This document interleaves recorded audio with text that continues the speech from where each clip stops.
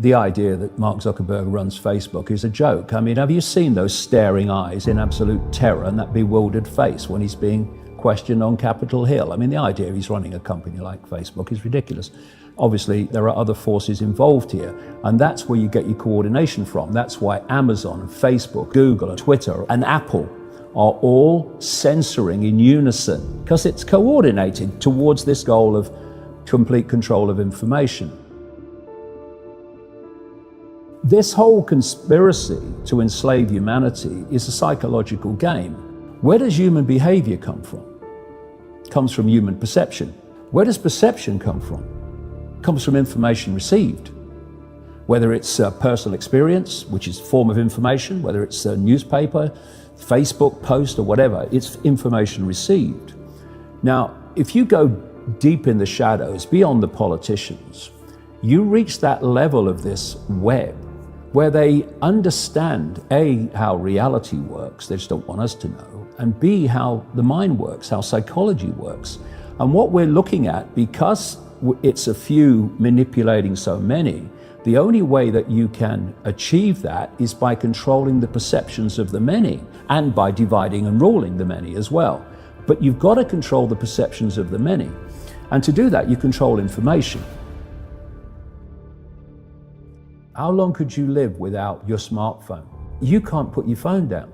And if you do, within a few minutes, you pick it up again because you're addicted to it. So are you controlling that bit of technology in your hand, or is that controlling you? That's controlling you. People became addicted to Facebook, and Google became by far the biggest search engine. Then came the point where, yes, the internet is the central pillar of human society, and it's now irreversible. Who you're going to go to if not them? Who you're going to go to get any numbers watching your videos if not YouTube, owned by Google, of course. So now we're in a position of power and strength. Now the internet's going to become what it was always planned to be. Now Facebook and Google and Twitter and Amazon are now going to be what they always planned to be, which were gatekeepers on the information that people can see and hear. And because of that, human perception is increasingly being given a narrower and narrower band of information from which to form those perceptions, so perceptions are being manipulated. They had to get the internet to a point where it was the central pillar of human society. The central pillar of where all our information came from, the central pillar of control. This is why we now have the Internet of Things, where billions of pieces of technology, everything from your fridge to your car to your telly, are connected to the internet.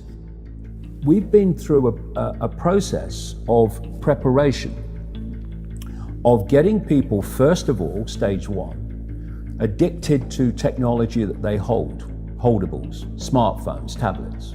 That's basically achieved. I mean, you just have to walk through a city and you see the addiction. And they're targeting specifically the young. Why? Because the young of today and the children of today are going to be the adults when they want to bring this AI connection in full blown. For that to happen, they have to get people addicted to technology to the point where they'll accept it and where it's the most natural thing in the world. I'm coming up 67. I was born in 1952, so I have a compass. I know what the world was like before. People being born into the world now, this is the only world they've ever known. And so they don't have that compass of what the world was like before. But this is the world and technology, and this is how it works. So the first stage is to get people addicted to technology to the point where, at the most extreme, they'll get up in the dead of night and they'll queue, stand in line outside an Apple store to get the first of the new technology. And what they want eventually, and not too distant into the future, is people basically lining up to be connected to AI. In the same way that people in Sweden now are having parties to celebrate someone being microchipped, right? So the next stage, because the idea is to get in the body, the next stage is to get on the body. So we went from just holdables, we went to wearables, we went to Bluetooth and Google Glass and Apple Watches and all these other gadgets that go on the body now. Even what they call electronic tattoos that are basically microchips on the skin. And the next stage is to go in the body, which is already starting in places like Sweden. And the idea is to take this on, and people like Ray Kurzweil, who is a Google executive, I mean, Google and Facebook are really at the cutting edge of this stuff. People think it's a social media operation only, or a search engine only. No. This whole Google group now, which is given the name Alphabet, are absolutely at the cutting edge of this whole AI technology. So is Amazon. Amazon got contracts worth hundreds of millions of dollars with the CIA and the Pentagon for cloud services and stuff. Yeah, they have massive data services. Massive, yeah. Consumers don't see. So the idea is to take this on, and what Kurzweil is saying, and he claims an 80% success rate in his predictions of incoming technology. The sales pitch is, when we connect to artificial intelligence, we'll be superhuman. That's what the sales pitch is. That's his sales pitch. Right. That's going Siri, to be the sales pitch. Alexa, all these things. Yeah. Well, I'll come to them in a second. They're very, very interesting, very important. Okay. So what you've got is the idea that connect to AI and you'll become superhuman intelligent. No, you'll become subhuman intelligent. You'll become a vehicle for artificial intelligence. And whoever controls artificial intelligence will control the perceptions of every mind that it's connected to. These Alexas and these Echoes and these so-called office assistants or personal assistants, you start to interact with them as if they're human. And now they're bringing in internet-connected toys for kids, even little kids, and Barbie dolls they can actually have conversations with artificial intelligence. They're now bringing in these synthetic robots that are looking more and more like humans, a lot of them coming in from the East. And this is a whole psychological process of familiarizing us with artificial intelligence, to getting people to interact with it until it becomes the most natural thing in the world.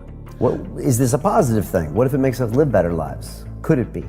Well, if you want to use artificial intelligence to make things happen in a more efficient way, well, there's an argument for that. But that's not an argument for connecting AI to the human brain and the human perceptual processes so that artificial intelligence becomes those processes. And I'm not just saying that. Ray Kurzweil says this: by 2030, the connections will start to be made between artificial intelligence and the human brain. And the human brain will be connected to what he calls the cloud. Another name for this is the smart grid, basically to artificial intelligence.